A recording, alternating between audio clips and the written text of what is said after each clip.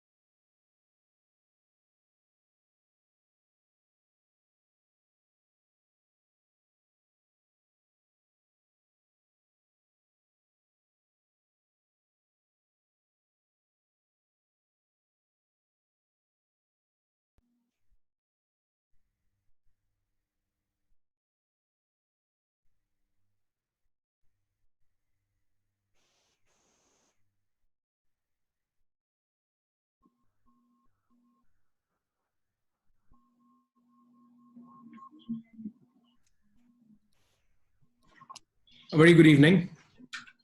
Good evening, Mr. Mistry. Good evening.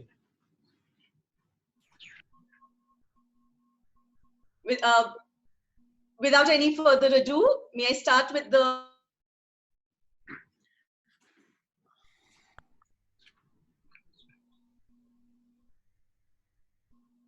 There's some hitch. I can't hear you. Am I audible to you now? You're audible. Aditya, can you hear me? Absolutely, miss. Absolutely audible. All right. Okay. Thank you. Once again, welcome to everyone who's been able to join us for the 16th edition of the Jamnabai Narsee Education Series. Undertaken by the Jamnabai Narsee Schools under the umbrella of the Narsee Monji Educational Trust, we have been blessed to have been led through varied topics by eminent speakers, all of whom have generously spent some time in fanning the flame for more knowledge about and understanding of the subjects they are experts at. For the provision of this, at this particular time of the lockdown, we owe our abundant gratitude to Mr. Sujay Jairaj in particular and the rest of the management of NMET. I, Sonali Gandhi, your host, am proud to introduce the moderator for today, who will in turn introduce the speaker and his topic. Aditya Madnani, an alumnus of the ISC batch of 2017, is pursuing his undergraduate studies at ISME and is studying the Business Management and Entrepreneurship program. He currently holds the position of Student Council President, which comes as no surprise given the many hats we have witnessed him wearing with ease while at Jamnabai Narsee. In late 2017, he launched the Alpha Urbane Project, a youth opportunities to several middle and high school students and all United Nations. Without any further ado, over to Aditya. Thank you so much, Ms. Sonali. It gives me an immense amount of pleasure to introduce our esteemed speaker for the evening, Mr. Jimmy Mistry. Mr. Mistry is the chairman and MD of the Della Group, the founder, designer, and operator, Della Resort, creator of experiential hospitality, Data. Mr. Mistry, using design thinking as a management tool, has innovated and set up India's first extreme adventure theme park. 6 theme-based resorts, including India's first military-themed resort and counter-terrorism training academy. Thank you so much, sir, for joining us today. It gives me immense pleasure to let our attendees know that as recently as last week, Mr. Mistry attended a panel discussion and spoke at a panel discussion alongside Mr. Ratan Tata on slum redevelopment and the way forward in India and the future of design and construction. So thank you so much, Mr. Mistry, for joining us today. The topic that you have chosen, of course, is pioneering experiential hospitality. And I'm sure all our attendees are all ears and waiting to listen to you. Thank you, Aditya. Very good evening to all of you. As we begin this, it is more of a knowledge sharing platform. Whatever I have learned in the last 12 years of being in hospitality and developing a new business out of an adverse situation. So currently, it seems very similar to what happened in 2008. We had a financial crisis. This is a far more bigger black swan event than what we had then. But in every calamity, there can be an opportunity. And I firmly believe in that. An opportunist always looks for an opportunity in every calamity, and a pessimist will never be doing that. So 2008, when the recession occurred, we were already into the peak of our business in interiors and turnkey interior design, architecture, master planning, and we were doing projects across India. When these projects tumbled down and suddenly things started shutting down, at that point in time, we had something around 1,600 odd employees, and we would have to lay off about 650 of them if we would not quickly don our thinking hats and think of something else to do. At that point in time, took time off and realized there was something that I always wanted to do, which I was very passionate about, which during my travels and trips across to Europe, I'd seen, but never understood as to why in India it doesn't happen. In fact, at that point in time, I used to be a designer architect for the Sahara Group. I remember doing a presentation to Sri Subrata Roy Sahara. That was way before 2008. I think somewhere in 2006 to put up an adventure park. And whatever I'd seen across was recreation of the mind, body, soul.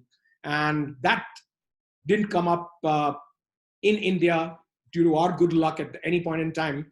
At that point, we realized there was a scope to do, bring in recreation for mind, body, and soul, starting from simple things like dirt bike track, simple things like horse riding, simple things like walking the dog in a park that I'd seen in Africa on one of my vacation tours. A lot of these things were very simple, but they were non-existent in the country. And for me to get them all under the same roof would have been an excellent opportunity for people to come out with their families, and there would have been recreation for the entire family. So we got together and said, how can we put these people together? We had just started a small villa project. That was our first second home redevelopment project in Lonavala. And very near to the redevelopment project, very near to the villa development project, we managed to look for a piece of land. Got the horses there, got the dogs there, got the ATVs, dirt bikes, and started employing people who were passionate about doing what they thought would be a dream career come profession together. So we got in mountaineering specialists, we got in people who are fond of animals, we got in people who are fond of automobiles, we got in people who are fond of mountain climbing, zip lining activities.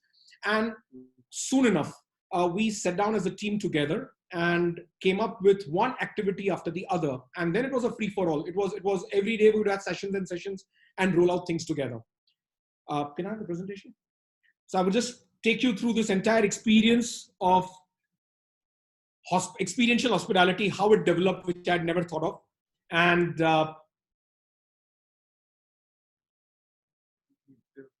okay, Aditya, you will have to share the presentation. Give me the rights to share it. Absolutely. I could please request Santosh sir to facilitate that.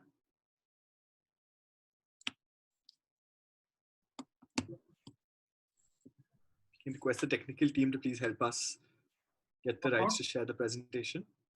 Okay, presentation, na? Yes, please, sir. Just 2 minutes.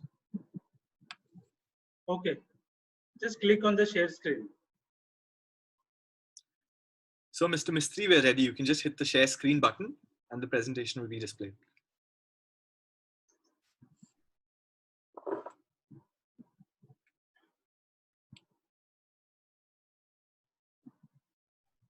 Okay, you guys can see the screen? Yeah. Yes, yes. Okay, so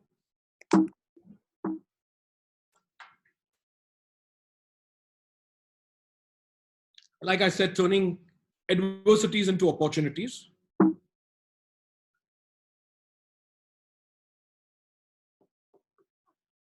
2008, and we started working on it. We got 650 of our people slowly moving into Lonavala and brainstorming and putting in ideas together.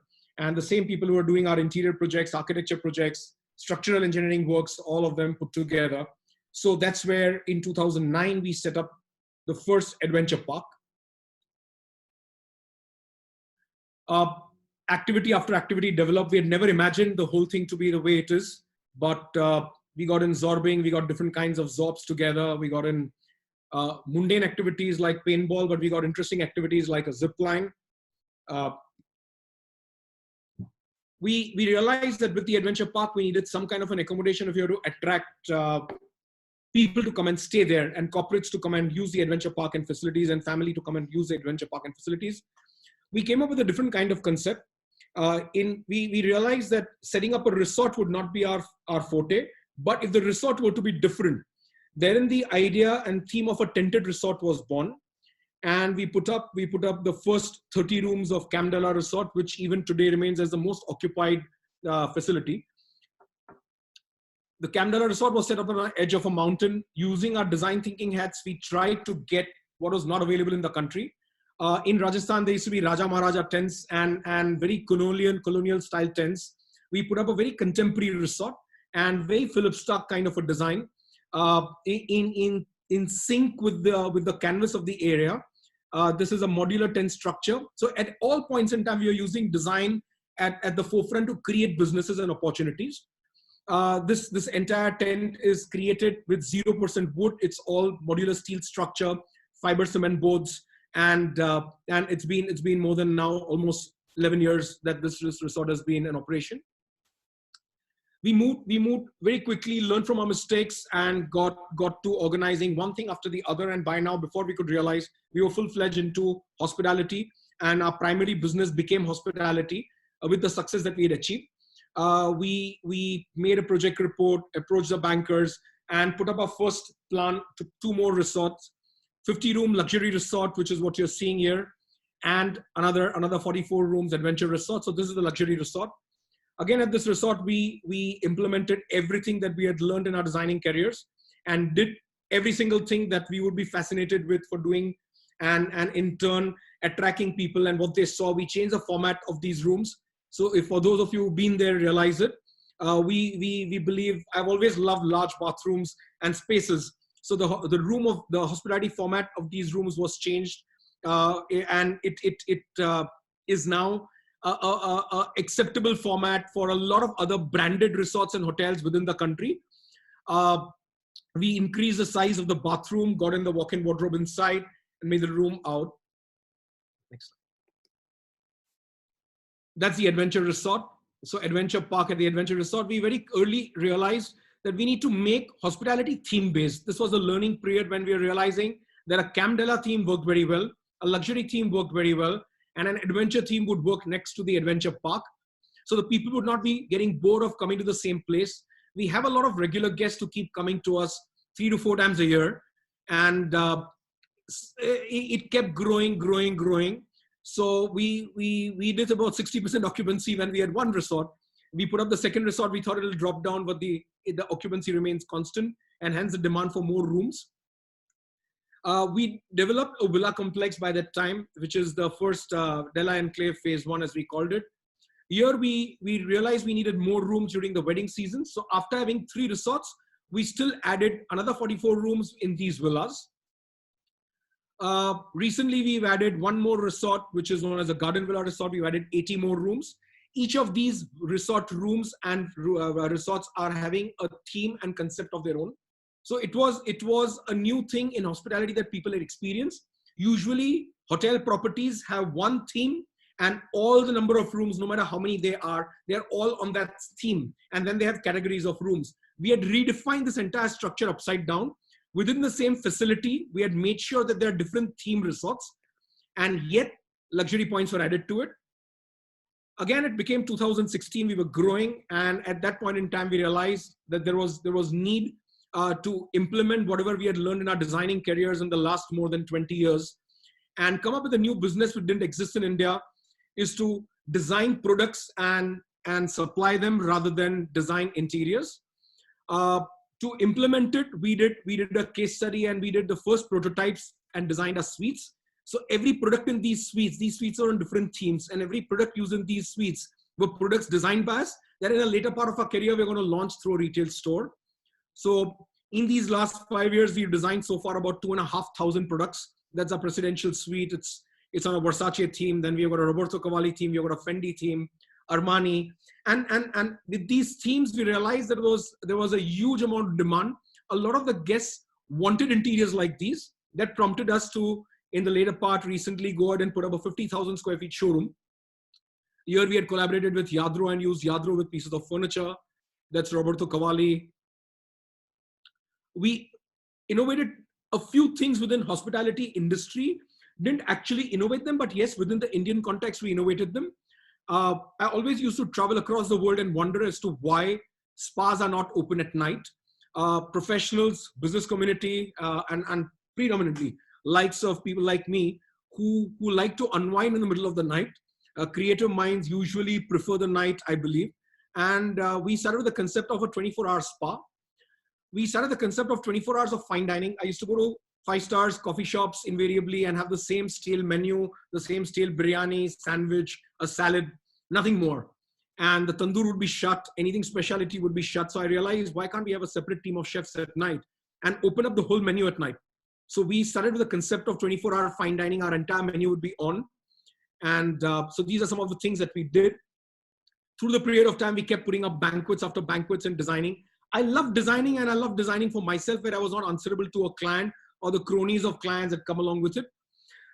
We by now are a 271 room property, 6 resorts. We've got 7 restaurants, 3 lounges, 11 indoor banquets, about 13 outdoor venues, 20 swimming pools, 2 public pools, 32 gardens. We started manufacturing our own chicky and fudge. So all these things put together was creating very, very gentle ripples within the hospitality fraternity.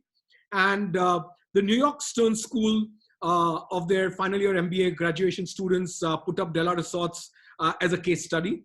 And they came and spent a day with me. It was a feather in our cap, but especially coming from a person who's never gone to a university. I'm not a qualified architect or a designer. I'm a great proponent of self-learning. And that is what was interesting, how somebody who's self-taught can move across businesses, starting from design to development with second homes, and come into hospitality and create a benchmark in hospitality, innovate an adventure park and adventure business that didn't exist in India. So then during this time period, again, 26/11 had happened. I was at Taj in Chambers at about 5:30. I left from there, and then the attacks were to conclude. This had left a deep, deep mark in my mind, and I wanted to do something with it. Again, we donned our design thinking hats, and we created yet another business, which is a counterterrorism training academy, a military themed resort, straight out of my dreams into reality, where we would achieve a couple of purposes together. That's Data, our 6th resort. It's 27 rooms in the middle of the forest in deep jungles.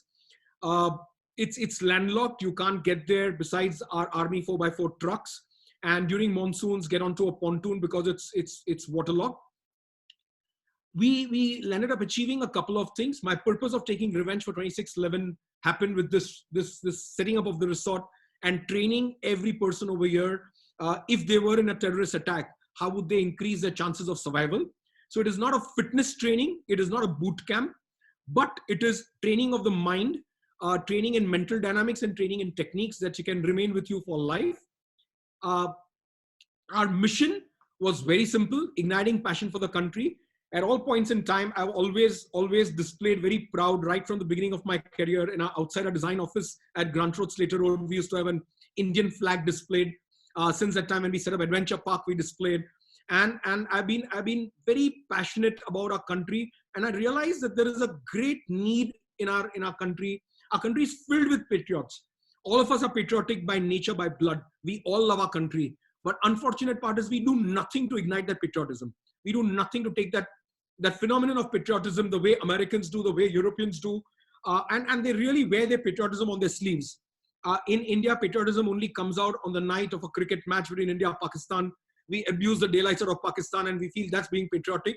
But we need to do something about patriotism. And this place data has given me the opportunity to create a world of its own where we get a chance to house people, ignite passion for the country, and do it commercially. We also train people. So within the forest, we got in, again, wore our design hats and got shipping containers, designed everything on a theme of military in luxury. So military and luxury doesn't go together. And we successfully managed to bring these two things together. Plus, I am a great believer in sustainability, not from a point of view of certifications, but from the point of view of walking the talk.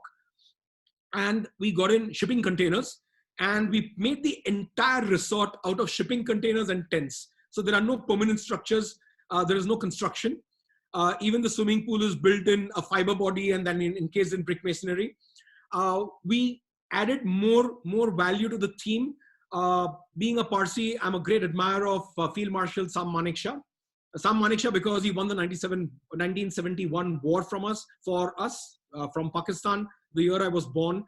And we made a restaurant in his theme. And that's the restaurant that we've dedicated to Field Marshal Sam Manekshaw and called it Salam Manekshaw. A lot of history into the regiments, a lot of history into awards, trophies.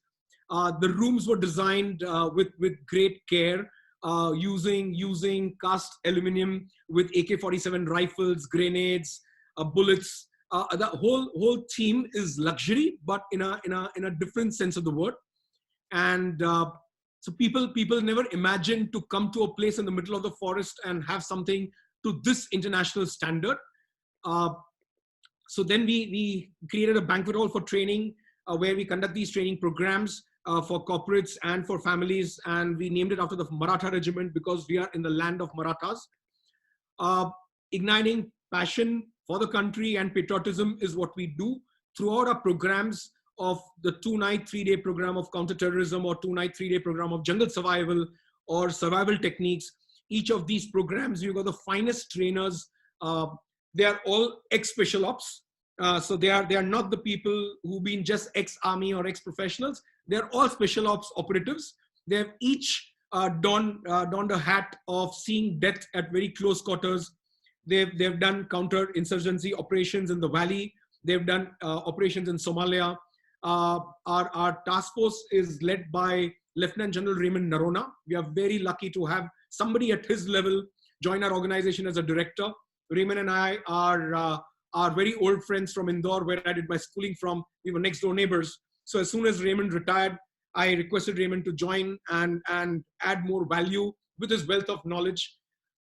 We created the programs to just teach people every single thing that is required mentally to learn how to survive and survive in any adverse situation, which is man-made or natural. It can be a natural calamity like flash floods. It can be a natural calamity like landslides, or a terrorist attack, which is man-made, a lone wolf attack, a team attack, how to understand. So we've got training rooms by the name of Dronacharya. We love telling stories via the medium of design. So we love creating themes and narrating the whole story and remaining true to the theme that we've created. So we've got Dronacharya training room. We take people out in the forest in the middle of the night and teach them how to respect the forest, how to love the natural environment. The trainers are, like I said, all ex-special ops. The two of our trainers are the first commandos who were respondents, the first 8 Marcos commandos who were respondents inside Taj before the Black Cats NSG Commandos came and took over. So it's a great opportunity for people to go and interact with them and learn from them. People who saved lives, people who've seen death right in the face and using the techniques of survival. They have survived themselves and they're teaching you these techniques. It's a lot of learning, and I love this platform of knowledge sharing and learning. We've got NSG Commandos, Marcos Commandos, Black Cats, paratroopers, ID specialists. We've got them all. Our colonel has spent time in a lot of training, and we've got horses, Alsatian dogs, so everything that goes with the team army. Well, that's just a small history of how in the last 12 years we've created each of these. Yeah, each of these things couldn't have been created hadn't the adversity of 2008 financial crisis happened. I was lucky that we took it in a positive way. Today, a much bigger crisis is on our doorstep, much bigger pandemic is on our doorstep. The Black Swan event, as the corporate world calls it. And we need to do things to mitigate. We can do certain things which are within our means to do. The biggest factories are within us. It's our mind and our body. And we need to put these factories to use at such a time where our country needs it the most.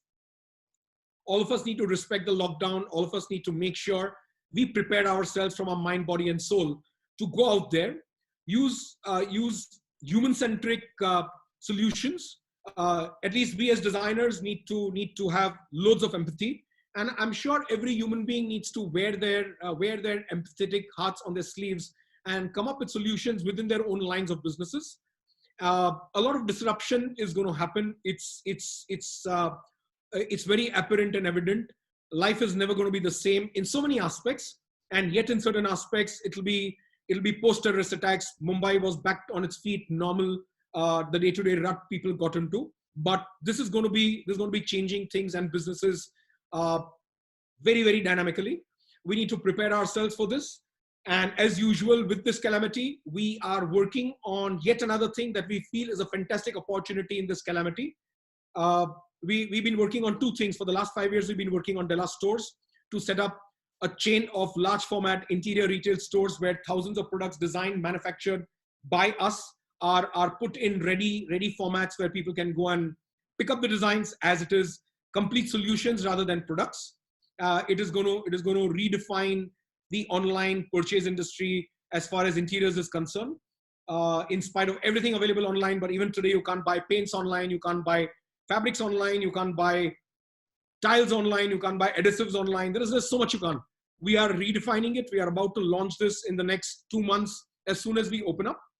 Apart from that, we are working on something very interesting with our entire team. So we put our entire hospitality management team, and we are into brainstorming sessions and Zoom calls every day, innovating, using design thinking principles, human-centered solutions, innovating yet something else which we feel there is a demand and is associated with our line of business.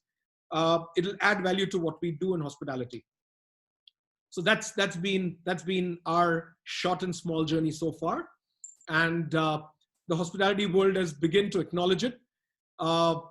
We've been appointed by the Maharashtra government, the new tourism minister, Shri Aditya Madnani, to design a blueprint for tourism for the state of Maharashtra and give it a very global flavor. It is our endeavor to make sure that the state of Maharashtra within India is known for quality tourism. That's the new mantra we want to stake a claim to, because there are states and states in India, but not a single state is known for quality tourism. And that's what we want to bring across. So be it shacks on the beach or be it a thelawala selling makkai butta, we want to make sure that we upgrade this entire status. Our forts need a lot of history and storytelling. The way beautifully the Europeans do out of their tourist destinations, we need to apply some of the principles and do it here. We are working with the finest minds in the world, and we hope to get the finest consultants on board. People like Thomas Heatherwick, Heatherwick Studios, the man who designed with Denny Boyle the London Olympics, a lot of the Olympic cauldron there. We talking to IDEO Design to kind of bring their perspective on global tourism to our Indian advantage. So there's a lot of things that we are working on simultaneously, and we hope in the next couple of years, we are able to really leave a mark behind in experiential hospitality and India being known as a place for experiential hospitality in the world. Back to you, Aditya. Thank you so much, sir. Thank you, Mr. Mistry, for the lovely, fantastic presentation. I'm sure all our viewers have really enjoyed it. At this point, I'd like to request the viewers to start sending their questions through the Q&A box at the bottom of your screens. I have already started receiving a few, so I'd love to shoot them towards you. But in the meantime, I'm going to request the viewers to keep sending in questions. So the first question to you, sir, is you spoke about self-learning and the importance of self-learning in everyday life. And now, of course, given the fact that the COVID-19 outbreak has been so bad and everyone's under lockdown, all of us are compelled to learn and hone new skills at home. You told me about your son and how you decided to homeschool him right after he finished his 12th grade.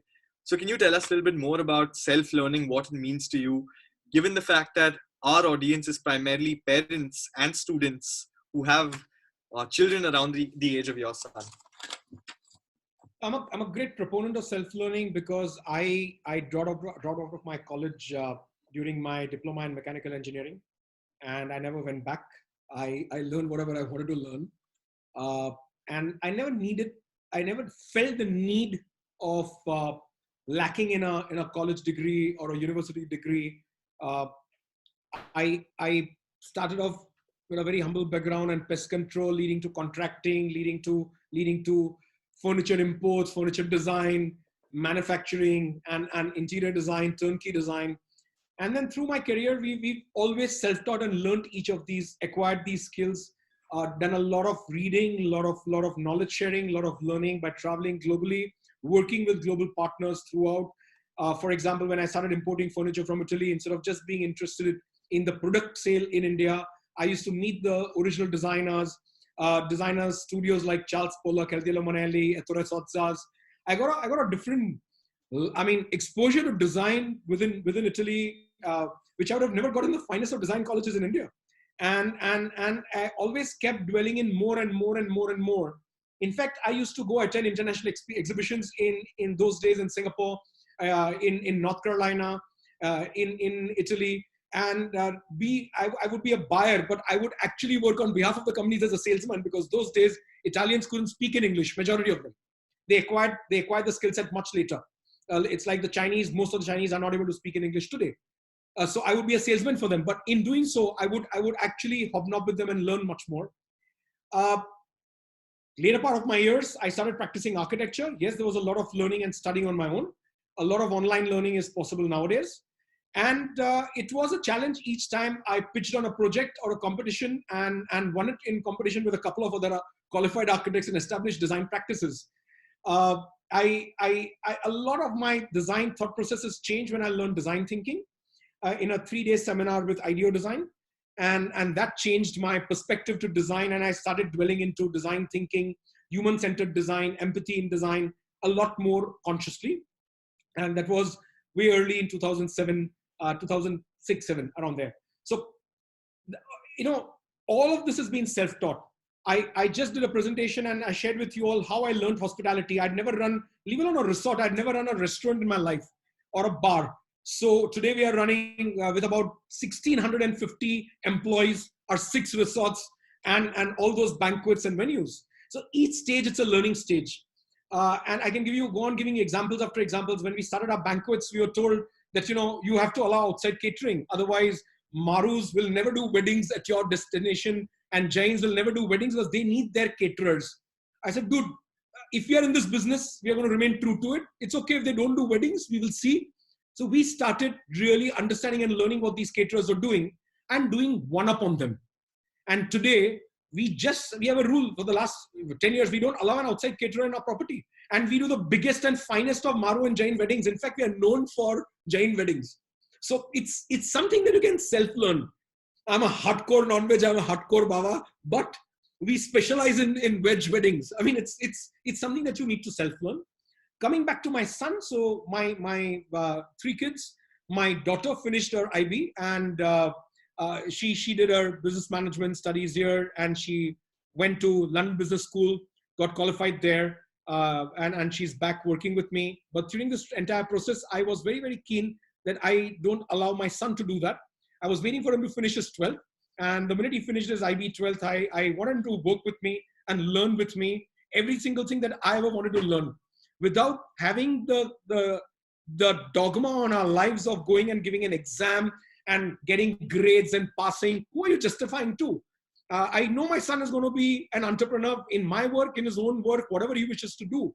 He's never going to work for somebody. And even if he works for somebody, the amount of skill sets that he's going to be learning, he will be the most sought after candidate if he has to ever work for somebody. So we sat down and chalked out a 3-year plan. Anything and everything that you can begin with. So I do a lot of work with China.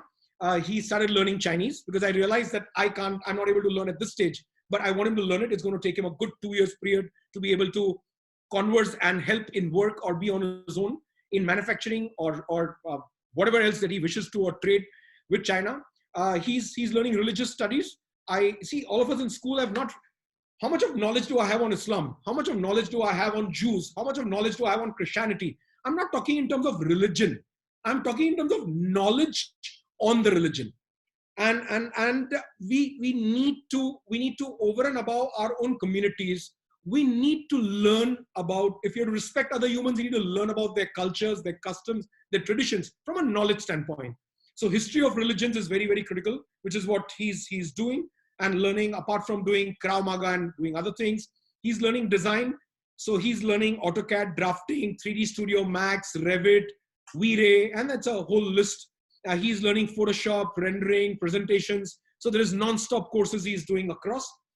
We are in Maharashtra, and I firmly believe we should respect the land where we work. I managed to speak in Marathi to the best of my ability, but I still can't give a speech or a talk in Marathi. And it has helped me a lot in my career. So my son is learning Marathi because in school, what Marathi is learned is not good enough to converse with anybody whatsoever. And that's my problem with education. So if you teach something, they should be able to apply it to their lives. And if they can't apply it to their lives, don't teach it to them. It's a waste of time. So he's learning Marathi. And there's a long list of things that he's learning. Each year, 1, 2, 3, and I've told him that he can quit whatever he doesn't wish to. So far, he's not given up anything. But yeah, it's a great process because he has all the freedom to do. He's learned Microsoft project management. So he goes to the factory 2 days a week in Daman, and he tries to schedule production there on his own. I haven't allowed him to get into the day-to-day operations of the business hardcore. He's learning ERP. He's learning a little bit of coding, what we would require as management to know, to give requirements and design basis briefs to software development companies. So there's a lot of learning that needs to be done. And once he completes it in 3 years, simultaneously he's doing online courses, and he's going to do a course of design thinking with Stanford, which is something that I would want to do at this stage the minute I get my time. But I guess it's going to be a fantastic experiment, and I hope it goes successful. Thank you so much. There's a follow-up question to that, actually. We've gotten a question saying, in today's world where degrees are so important, do you think students that are talented but may not have formal architectural background or formal education in this field will still be absorbed for jobs without a degree? See, it's a mindset. It's all about what you can deliver. And it's not easy. It's a very difficult route. Believe you me, if you had 2 paths, one is a university degree, and the second is a path to self-learn and compete. Believe me, the self-learn and compete is a far more difficult and a riskier option. So, if you're a person who's not willing to burn the midnight oil, slog it out, go in for a degree. But let me give you an example. When I did the talk last week, it was a webinar, and it was on the future of design with Mr. Ratan Tata as a panelist, Peter Rich, and there were a host of other architects. The organizers who were sitting in US found my profile to be far more apt to get onto this panel with Mr. Ratan Tata. It was a feather in my cap, and it was something that I'm going to treasure for a long time to come. I moderate a lot of design talks. All my panelists are qualified architects.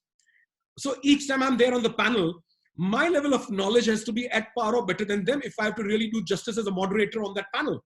And I do quite a lot of design talks in a year, and it's a regular feature. Most of the design forums have me to moderate the talk or be a panelist on design, and that matters. So it is up to you to take a path, but this is a difficult path. I haven't done any hospitality management courses. I haven't done business management MBAs, but I think we are doing a good enough job in the world of hospitality. In fact, we are adding value to the whole industry now, not just our own hotels and resorts. So it's all about the attitude to self-learn. If a couple of principles are in place, you have the desire to add value to whatever you do, then I think you head in the right direction. If you have a desire to only get into a profession, make money, I, me, myself, then I think university degrees are best suited for you. But if you have a mindset to go out there and help others and do something for others, you will self-learn anything and everything. Thank you so much. I think that's a fantastic answer. So we also have a lot of young students, aspiring designers, aspiring entrepreneurs that have logged into this webinar. And I believe I recently saw a picture of your first visiting card at the age of 16. So can you share a little bit about your journey when you started off at such a young age and your message to aspiring designers and entrepreneurs? I think you either have a fire burning in your belly or you don't. And that's something that a conscious call you need to take. Like I said, the root of fire burning in your belly burns you out. You need to be self-motivated. You don't need to look at for outside motivation to keep you going. I started off with practically nothing. I had to get a Tatkal telephone line at home. I had to buy my own scooter, but it's been fun. My first business card was my neighbor, and we both decided to do small-time catering. And I still remember the first catering job was in Nagpur, NTPC. We managed to get their picnic catering, and it was a great learning experience. It was fun. I never took it seriously. It was always a fun learning experience. And I had decided and made up my mind never to work for anybody. So when I dropped out of college, I came to Bombay and started off with pest control. And so when I was talking to Mr. Tata, I appreciated him. It was not to butter him, but it was out of my genuine respect, because not many people would know. When I started pest control, I was lucky enough to get the pest control for Bombay House, which is where Tatas are headquartered. And I've done pest control in every nook and corner of that building with my own hands. So for me, the respect for that man, I couldn't tell him all of that, but the respect for that man, I've going on the management floor was something great. And going to the boardroom of Tatas and going to the cabin of R&T was like amazing. And KK and all of them put together those days. So you learn from these people. You see how they were treating their employees, their culture, and it's a non-stop endeavor wanting to grow and add value. I've never thought of just doing something for myself. I've always thought of doing it for the environment around me. Even today in Lonavala, where we are present, we are running a school for 160 Adivasi kids. We take care of their lunch. They eat from our cafeteria. All my senior managers are going as regular teachers as a proper curriculum. Our entire adventure park facilities are being made open to these kids. My dream is to make at least 10 or 15 of them become state level champions in various places where we have the resources to train them, teach them. So we are enjoying doing it. It's something that we are really enjoying doing it. Another thing we are enjoying doing is employing locals. Most business houses from urban areas, when they go to rural areas, they want to employ contract labor. They don't want to get locals. I love my locals. Whoever I am today is because of them. And even today under lockdown, the kind of support we enjoy in that area is amazing. Absolutely unflinching support. Forget about creating a nuisance. They are my asset. They are my strength. And without them, success is nothing to me. For me, they are my benchmark of success. So for me, that matters. It's always the people around. Even within the design fraternity, even within furniture manufacturing, we throughout a period of time, we always wanted to do things where whatever business we are doing, add value in those areas. So I guess the message, if I were to sum it up, let the fire in your belly burn at full steam. You need to get ready to burn your candle not at two ends but at three ends. Make sure you don't burn out in spite of the candle burning at three ends, and make sure you risk it and give it all you got. Believe in yourself. Go ahead and implement it. You're going to fall down. I've fallen down too many times in my life. Even this is not a very comfortable stage. hospitality industry is in a doomsday right now. There's nothing great happening, but I'm positive and pepped up. I'm just waiting for things to open up. And we are going to go with a full force hammer and tongue. I mean, okay, if you're going to be unsuccessful, so be it. But at least we will die with that thing on our shoulder that we tried, and we will hold hard and strong to the last labor and worker of our organization. Great to hear, sir. That's absolutely great to hear.